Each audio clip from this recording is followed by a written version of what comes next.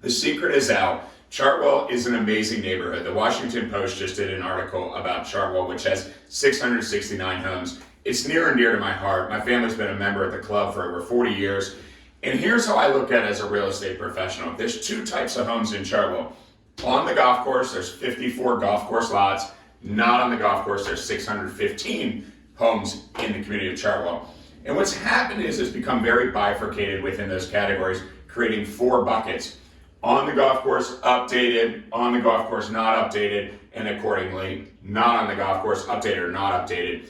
Buyers love the charm and character, they love the proximity to Kinder, they love the golf course, they love the swimming pool, but they really also love updated homes. And so many of the homeowners in Chartwell are doing renovations. It's hard to drive a block without seeing a dumpster. So Chartwell's a gem. If you'd like to know more, please give me a call, but this is how I look at it. This is how I assess it and how it breaks down. Thanks, I'm here to help. Bye-bye.